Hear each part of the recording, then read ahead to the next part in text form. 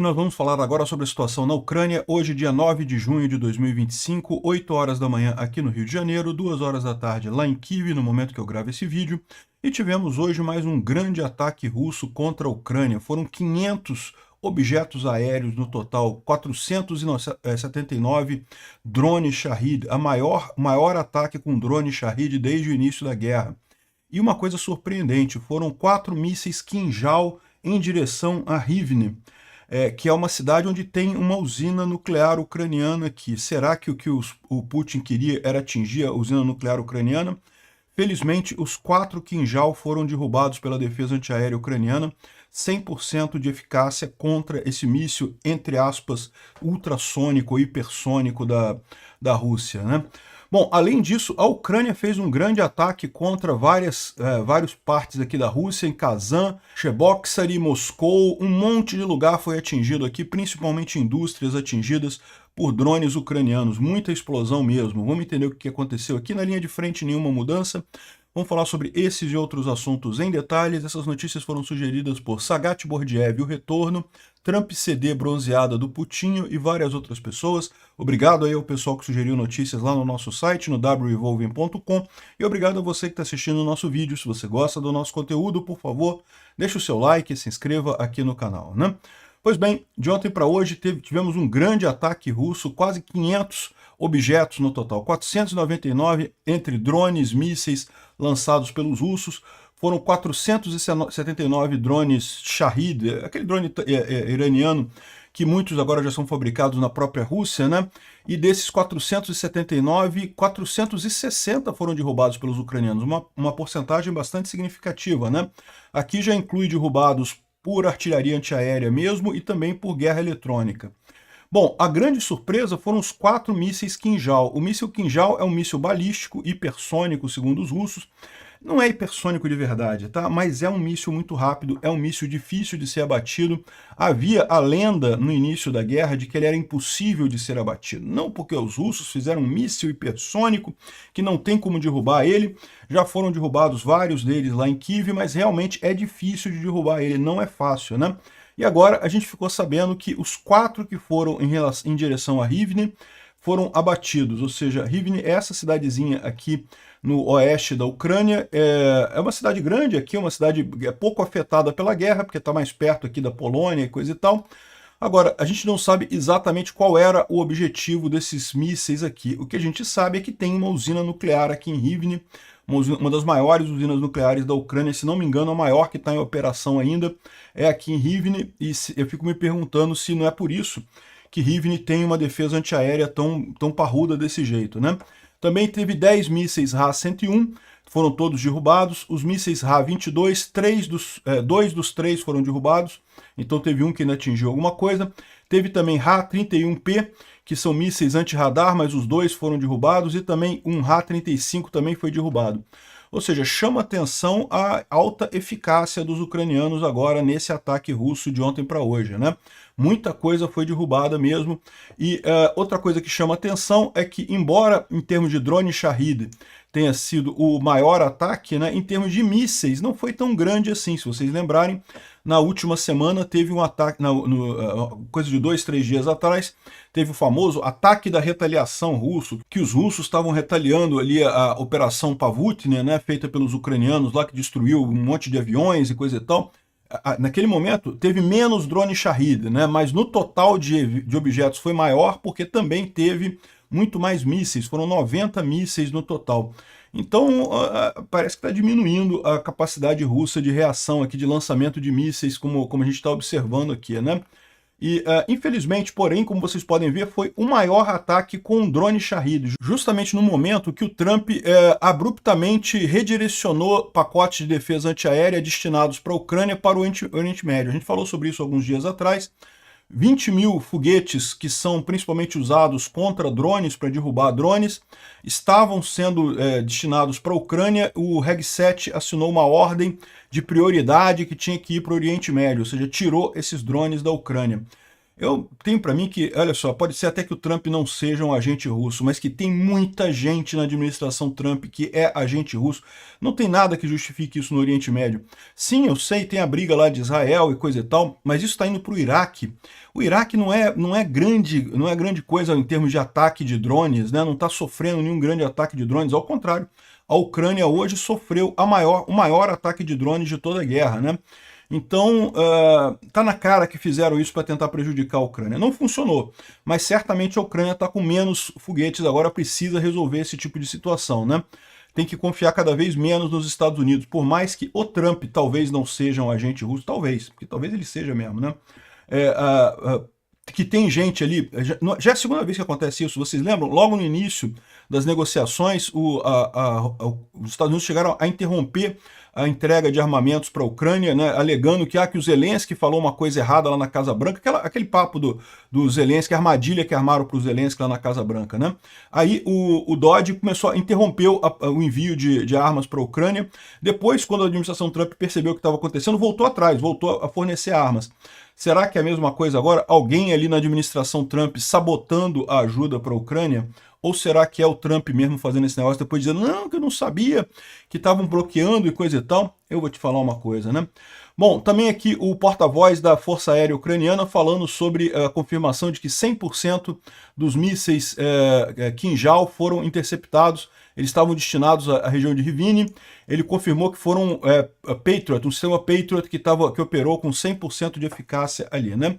A gente sabe que os ucranianos têm agora vários sistemas Patriot, vários IRIS-T, e a gente não sabe aonde, evidentemente, faz todo sentido ter algum aqui em Rivne, porque, como eu falei aqui, justamente é a usina nuclear que tem aqui, e é uma área da Ucrânia também muito importante aqui, né? Certamente tem um aqui em Kyiv também, essa é a situação.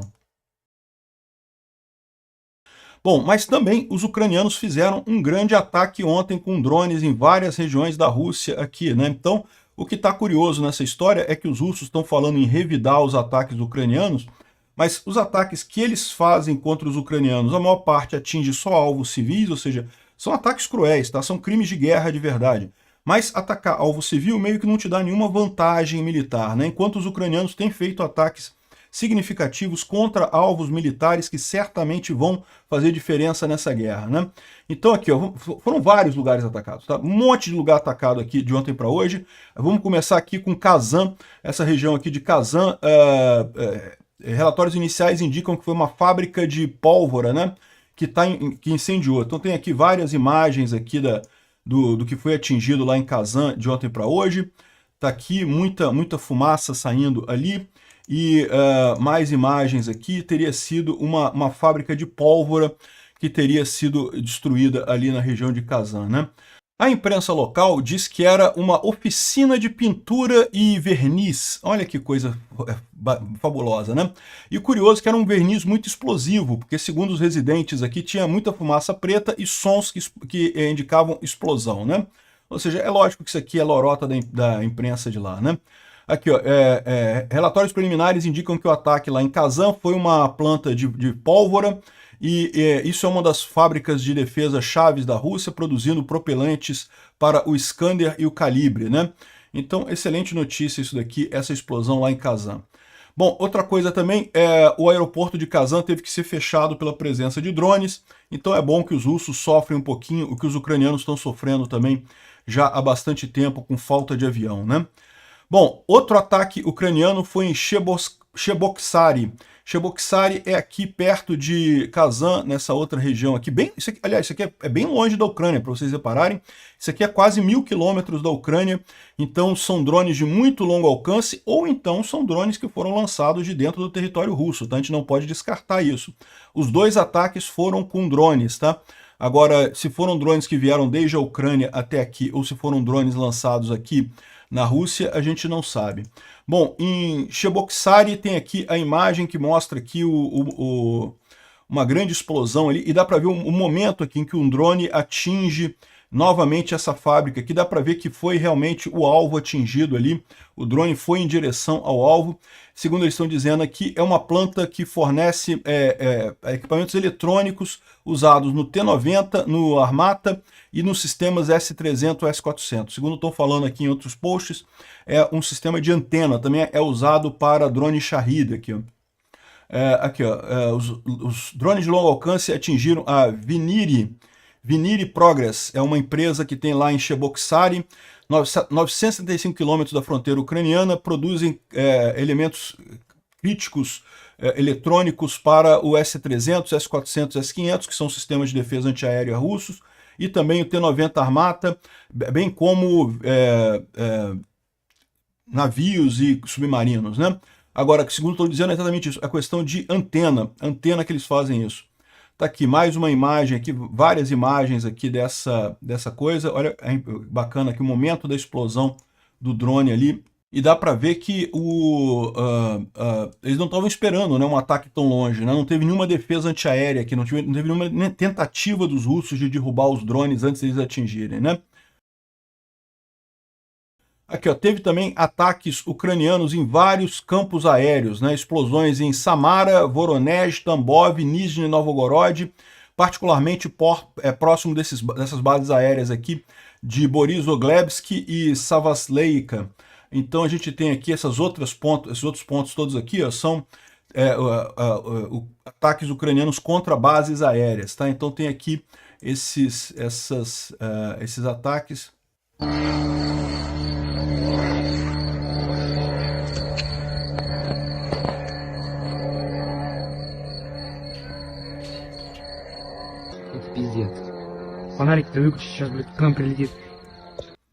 Só dá para ouvir o barulho, né? E vocês veem que aqui tem tentativa de derrubar o drone. Os caras estão tentando derrubar o drone. Não sabemos o que foi atingido, o que não foi atingido, mas segundo as forças especiais ucranianas, no ataque na base aérea de Sevasleika, isso, lá em Nizhny Novgorod, foram destruídos um MiG-31 e um Su-30-34, né? 2 aviões, 2 caças russos foram destruídos nesse ataque. Então, uma boa notícia isso daí. Também teve outras coisas. Os outros resultados nas outras bases aéreas ainda estão sendo verificados, né? Bom, também teve uma locomotiva que pegou fogo em Saratov. Então, a gente tem aqui em Saratov também. Saratov é aqui na região de Engels. E uma locomotiva pegou fogo aqui. A gente não sabe exatamente o que aconteceu, se foi um ataque ucraniano, se foi sabotagem. Os ucranianos têm feito, de fato, algumas sabotagens lá no sistema de carga da Rússia, porque, lógico, mais uma vez, trem é de uso dual, né? Você usa para paz, mas usa para guerra também. Então, é um alvo legítimo ataque sobre trens. Bom, também teve aqui, os ucranianos atingiram uma base dos russos num centro de recreação em Hilsk. Então a gente está falando aqui, agora já estamos falando da linha de frente, né? Então teve um monte de ataques aqui no território russo e também teve ataque aqui na linha de frente. Hilsk é essa cidade aqui, é uma cidade russa, mas que é usada como base justamente das operações russas aqui nessa região de Sumy, né? Os russos esperavam avançar mais rápido aqui, conseguiram avançar um pouquinho, mas já estão tendo resistência dos ucranianos, já não conseguem avançar mais. A gente vai ver que eles estão, inclusive, mandando mais pessoal para cá para tentar fortalecer essa linha de frente aqui, mas não vão conseguir muita coisa. E aqui, os ucranianos atingiram justamente essa base russa que estava ali na região de Hilsk, perto da base que fornece esforço, né? Fornece a logística para o ataque russo ali no Oblast de Sumy, né? Bom, também tivemos um ataque ucraniano contra bases navais ali plataformas de petróleo que ficam ali no Mar Negro. Essas plataformas de petróleo, elas são ucranianas, tá? Elas foram roubadas pelos russos já em 2014 e já não estão em funcionamento há muito tempo, já pararam de funcionar como plataforma de petróleo, mas evidentemente acabam sendo usadas pela inteligência russa ou como base avançada russa ali. Então, de tempos em tempos, os ucranianos vão lá e mandam e dão uma explodida no negócio para acabar um pouco com isso, né? Então tá aqui, e foi feito com drones, tá? Aqueles drones marítimos ucranianos. Como eu imagino que explodir o drone na perna da plataforma não vai fazer efeito, né? Essas plataformas são muito grandes, são muito reforçadas, né? eu imagino que os drones lançaram foguetes para atingir a plataforma, só pode ser isso. Não faz sentido ser de outra forma, né? De qualquer forma, mais um ataque bem sucedido aqui dos ucranianos no Mar Negro. Aqui, ó, o que a gente estava falando, a Rússia está mandando mais forças para o Oblast de Sumy, né? Parece que eles tinham expectativa de avançar mais ali, não está conseguindo, e estão fazendo um grande avanço. Estão mandando tropas lá da Crimeia e de Kherson em direção ao Oblast de Sumy, ali em Rios, que coisa e tal. Um monte de caminhões militares indo nesse sentido para lá, né? Isso não deixa de ser uma boa notícia para quem está, para os ucranianos em Kherson, porque vai ter coisa mais fraca por ali, né? Ao passo que lá em Sumy, de novo, eu não me preocupo com aquele avanço russo ali em Sumy, existem defesas ali, eles vão avançar um pouquinho e vão parar, já estão parando, já não estão conseguindo avançar muita coisa. Então não tenho preocupação nenhuma com aquilo ali, né? Bom, por falar então em Kherson e no sul ali da Ucrânia, isso daqui foi um ataque feito pelos ucranianos com mais um Hammer, destruindo uma concentração de tropas e munições ali no sul, né, ali em Kherson. Então, excelente notícia isso, mais ataque ucraniano ali. Falando sobre a linha de frente, no final das contas não teve nenhuma mudança, só tem aqui o Poulet-Volant só trouxe essa mudançazinha aqui na direção de Pokrovsk, tá Pokrovsk aqui, vocês podem ver um avanço realmente totalmente irrelevante aqui no final das contas, né? Esses pequenos avanços russos, ao contrário do que algumas russetes falam assim, o Peter fica falando que está avançando só um pouquinho, que daqui a pouco está chegando em Lviv. O cálculo para chegar no final de tomar Donetsk inteiro são 49 anos, então pode chegar em Lviv daqui a 5.000 anos, se os russos não acabarem antes, né? Então essa é a questão. Os ucranianos estão certos, é deixar os russos avançarem, continuarem insistindo, vai morrendo gente, eles vão gastando equipamento, isso é totalmente irrelevante no final das contas em termos de estratégia global.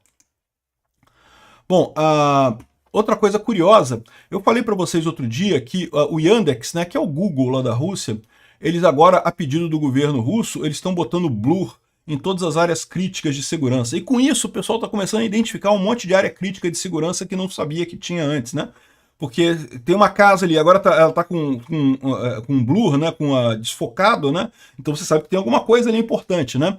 E aí a Rádio Svoboda Liberdade, né, identificou duas novas posições perto da base Amur, que é ao sul de Domodedovo, né, que é o aeroporto principal lá dos russos. Então mais dois sistemas Pantsir para proteger o aeroporto e a base militar Amur que fica ali, né?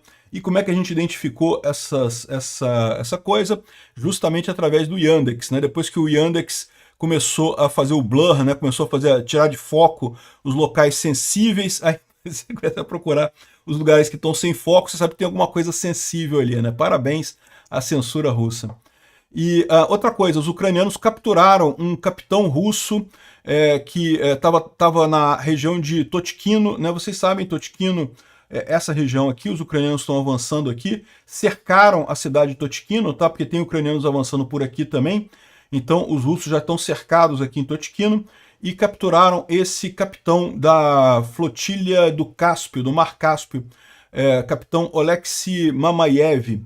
Foi pego prisioneiro pelas tropas ucranianas ali na região, né? Ele já foi um comandante e agora estava servindo como líder de pelotão no 165º Batalhão da Rússia ali na região, né?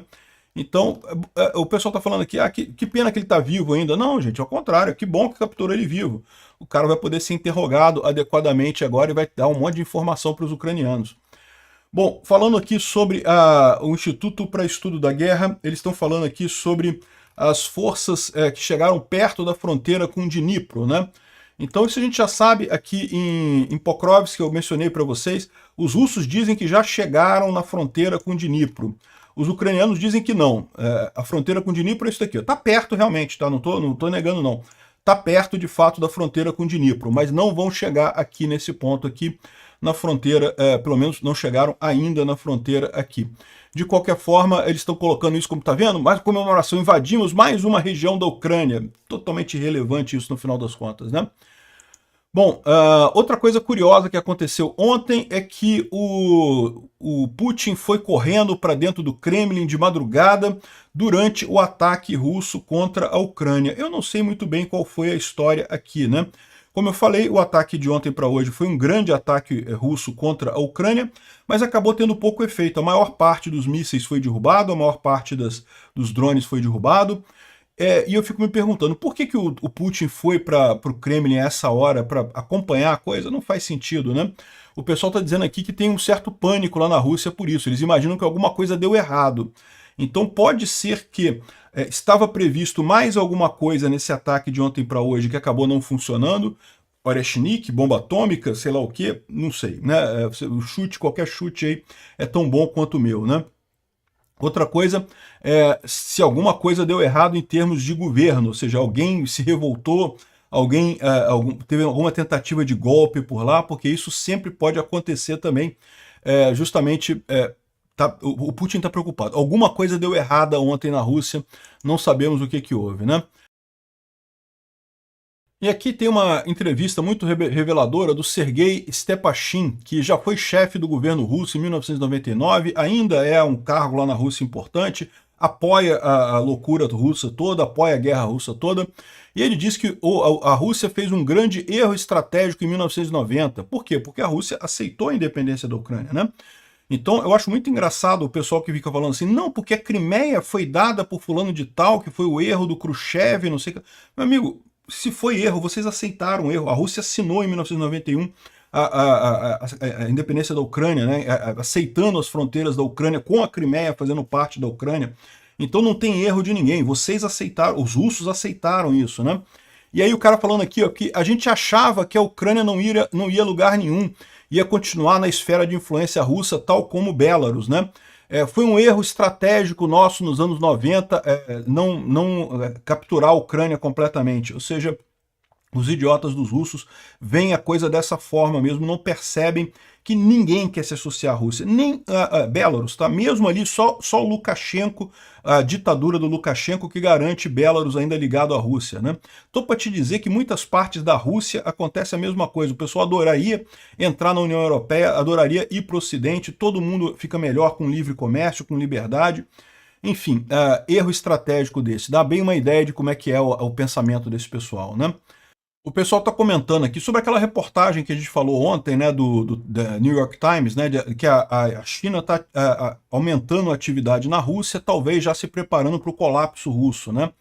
E a Rússia está cada vez mais preocupada com a ameaça da espionagem chinesa, por três motivos principais, né? Primeiro, lógico, é a desconfiança que sempre existiu entre China e Rússia, isso é histórico.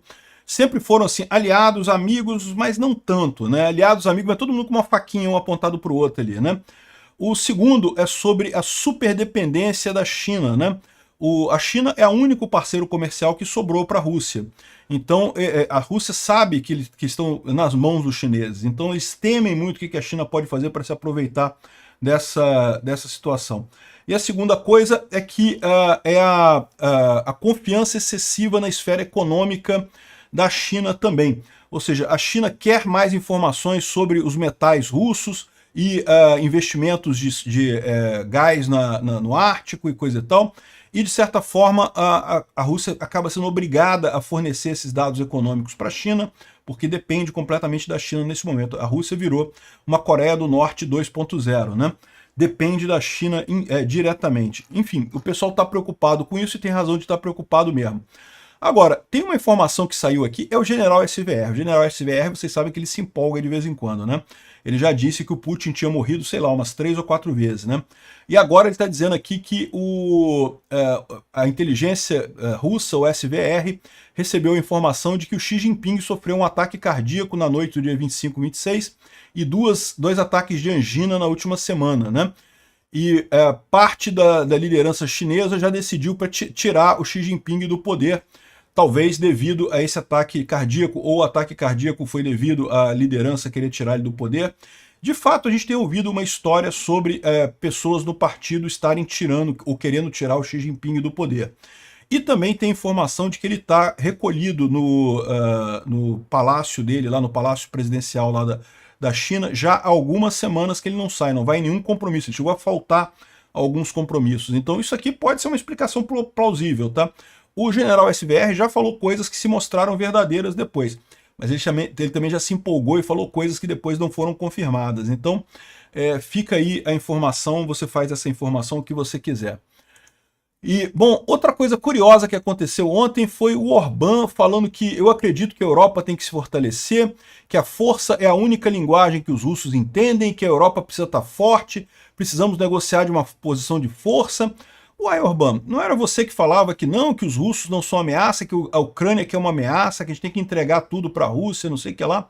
Eu tô achando que está chegando perto das eleições lá na Hungria, ele está vendo que esse discurso pró-Rússia dele tá tirando o voto dele, né? Ele está perdendo a eleição lá por conta do discurso pró-Rússia e agora está querendo mudar o discurso. Esse tipo de coisa raramente funciona. Você mudar o discurso em cima da hora, na verdade acaba passando a imagem de não só de você estar errado antes, mas como você também é instável. Você muda de opinião a qualquer momento. Então, eu espero que ele se foda na eleição que vai ter esse ano lá na Hungria. Bom, o Orbán gastou milhões em propaganda anti-Ucrânia nos últimos meses e agora parece que percebeu que os ucranianos querem mais ajuda à Ucrânia por causa disso. E agora a agenda dele está mudando. Será que é isso, né? Será que ele está traindo o Putin, só para não perder muito nas eleições de 2026, né? É o que o pessoal está colocando aqui. O cara gastou propaganda pra caramba para tentar falar contra a Ucrânia e não consegue. Aliás, diga-se de passagem, nos Estados Unidos também as russetes gastaram uma fortuna de propaganda e só conseguiram provar que a propaganda russa já não é a coisa toda que já foi no passado, né? Nesse meio tempo, o que está sendo muito discutido na Ucrânia é justamente a questão nuclear, né? Eu acho que a essa altura, com a posição da administração Trump, não resta outra alternativa. Como que a Ucrânia vai colocar isso em termos práticos, né? Como que ela vai comunicar para o mundo que já tem uma bomba nuclear? Eu tenho certeza que ele já tem. Agora, como é que eles vão comunicar isso para o mundo? Eu não sei. É uma coisa diplomaticamente preocupante. Por quê? Porque no momento que a Ucrânia falar isso, certamente vai haver preocupações do resto do mundo, preocupações que hoje tem com a Rússia, vão ter com a Ucrânia também, de não mandar armas, de coisa e tal, né? Porque a Ucrânia passa a se tornar uma ameaça para o resto do mundo se ela tiver uma bomba atômica. Então, eu não sei como que a Ucrânia vai trazer essa informação, mas eu tenho certeza que ele já tem isso. Enfim, vamos ver como é que vai ser isso aí. Quem forçou a Ucrânia a voltar a ter armas nucleares foram os Estados Unidos. A verdade é essa. Tanto Biden quanto Trump, nessa palmolescência de não querer ajudar, de coisa e tal, abandonaram aliados, assinaram o tratado lá, o Memorando de Budapeste, se comprometendo a ajudar a Ucrânia caso a soberania dela fosse violada, e agora querem dar para trás. Ah, não tem nada a ver com isso, não sou eu, é uma guerra lá longe. Estão forçando a Ucrânia a ter armas nucleares. E o pior, é o que eu falo para vocês, um monte de países vai fazer a mesma conta, né? O Tratado de Não Proliferação, uma das cláusulas dele, o tratado que o Brasil assinou, que vários países do mundo assinaram, uma das cláusulas é que se o país tiver uma ameaça nuclear, que os Estados Unidos e a Europa se comprometem a defender o país caso seja ameaçado por uma potência nuclear. Isso, né, dá uma tranquilidade para o Brasil, por exemplo, para não ter bombas nucleares. Agora, se a gente está vendo que tipo de ajuda que o Ocidente dá em caso de ataque por uma potência nuclear, uai, temos que ter bomba nuclear também. É isso que muita gente vai pensar, o que é uma besteira. É uma coisa cara pra caramba no final das contas. Bom, mais um acidente ecológico lá na Rússia, né? Uma barcaça transportando petróleo naufragou ali na região de Krasnodar Krai. Bom, mais uma tragédia ecológica na Rússia, só mais uma. Uma coisa curiosa, essa reportagem que saiu aqui no Euromaidan, está falando aqui que a CIA americana ajudou a forjar o serviço secreto ucraniano, né? Os militares ucranianos estavam realmente numa situação muito ruim em 2014, né? Por isso que a Rússia conseguiu invadir a Crimeia, tomar a Crimeia com muita facilidade. Foi naquele momento que a Ucrânia percebeu que do jeito que estava, ela ia ser simplesmente invadida pela Rússia. E daí pediu ajuda à Europa, pediu ajuda aos Estados Unidos para fortalecer seu corpo militar. Uma das coisas que os Estados Unidos ajudou a Ucrânia foi justamente com relação ao serviço secreto da Ucrânia. E, segundo eles estão dizendo agora, a própria CIA está preocupada agora, porque os ucranianos aprenderam muito rápido, aprenderam muito bem, e agora eles não conseguem fazer os ucranianos pararem, né? E os generais de Moscou que planejaram uma vitória de 3 dias, né, de chegar, invadir a Ucrânia e derrubar todo mundo, foram todos neutralizados por um país que está sendo visto como Davi lutando contra Golias, né? Em apenas 3 anos, a Ucrânia, os guerreiros sombrios da Ucrânia, né, o serviço secreto ucraniano, reescreveu o livro de regras da espionagem do 21º século. Bacana, o pessoal está falando aqui justamente que teria sido a CIA que treinou os ucranianos nisso. Olha só, eu acho que isso pode ser uma vantagem muito grande, porque os ucranianos já tinham o conhecimento da KGB, né? A Ucrânia fez parte da União Soviética, uma parte sensível, e tinha muita espionagem ali, tinha muita estrutura do nível soviético. E agora a Ucrânia é o primeiro país que junta essas duas coisas, tanto a experiência soviética com a experiência ocidental também em espionagem. Isso pode ser realmente uma coisa com uma vantagem muito grande, como a gente tem visto, né? O ataque que foi feito lá, a Operação Paviutina, foi feita por esse casal, tá? Esse casal de ucranianos que executaram a Operação Spiderweb em solo russo. Eles chegaram lá como empresários e fizeram contrataram o galpão, montaram os drones, coisa e tal, tudo foram eles que fizeram. Eles fazem parte do serviço secreto, é lógico, agora estão aposentados, né, depois que o rosto deles apareceu, não tem mais como eles atuarem, mas de qualquer forma, né, parabéns a eles aí pelo ataque, que foi um sucesso, sem dúvida alguma. Outra novidade, o grupo Renault da França se juntou à PME e vai fabricar drones para a Ucrânia. Olha que bacana, né? A PME é uma região específica, né? Um programa específico de defesa, e vai produzir drones. Todo mundo está querendo o conhecimento de drones da Ucrânia, porque realmente todo mundo está vendo que isso mudou, né? Mudou a guerra. Não adianta mais você ficar parado no passado, que não vai ser mais útil em nada o seu equipamento militar no passado se você não tiver ajuda de drones, né? Enfim, essa é uma boa notícia aí para a Renault se unindo, que vai ajudar a Ucrânia a produzir drones e vai ter também know-how para defender a própria França. Excelente notícia isso. Obrigado por assistir o vídeo até o final. Se gostou do conteúdo, não esqueça de deixar o seu like, isso ajuda o canal a crescer e a chegar para mais gente. Se não gostou, deixe o dislike e explique nos comentários como podemos melhorar. Comente também sugestões de temas que podemos trazer por aqui. Comentários insultuosos ou defendendo ditaduras e criminosos de guerra serão sumariamente bloqueados. Agradeço a compreensão. Se ainda não é inscrito no canal, considere se inscrever clicando no botão inscrever-se abaixo e marcando a campainha para todos os avisos.